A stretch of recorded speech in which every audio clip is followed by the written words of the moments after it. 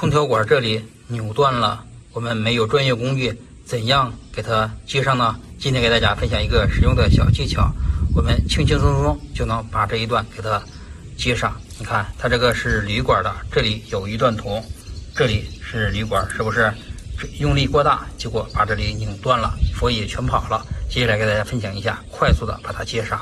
首先，我们把这个喇叭口这里给它拧下来。拧下来之后，我们找一个割刀，看到没有？我们从这里给它割断。我们还是利用这个铊子，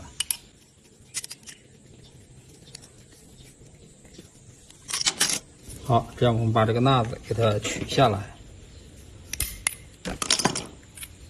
你看，这时我们就把它取下来了。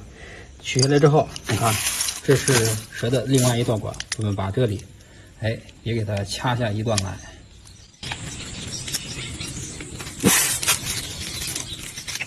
好，切下来之后，我们把这个铊子给它套进去，把这个皮儿我们给它剥掉一些。好，露出这么一段就可以了。这时咱们找一个尖嘴钳，把这个铝管这里给它扩大一些，也就是说我们给它扩一下口，这样。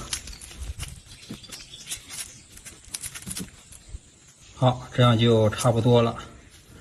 扩到这种程度，我们就不要再扩了。这时咱把这个铊子往前撸一撸，不能掉。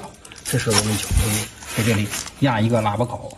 咱把刚才用尖嘴钳扩的喇叭口这里呀，我们给它对在这个空调这里，我们给它对好了。对好了之后，我们把这个铊子这样用手给它拧上。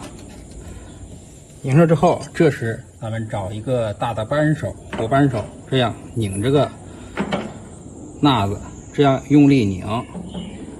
好，再拧一下，这样就差不多了。差不多了之后，我们把它松开。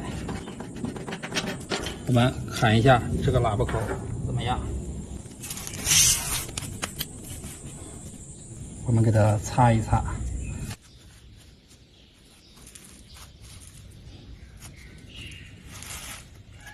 感觉还是不错的，仔细看一下有没有裂纹。如果没有裂纹的话，这时咱们直接就可以给它安装上了。把这里也给它擦干净，对好了。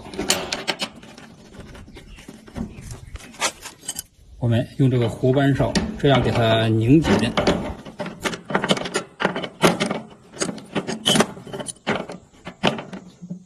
这里要悠着一些，不要用蛮力，轻轻的我们给它拧紧就可以了。这个细管也是按同样的方法给它做一下喇叭口，这样我们的空调接下来就可以补充这个制冷剂加氟就好了。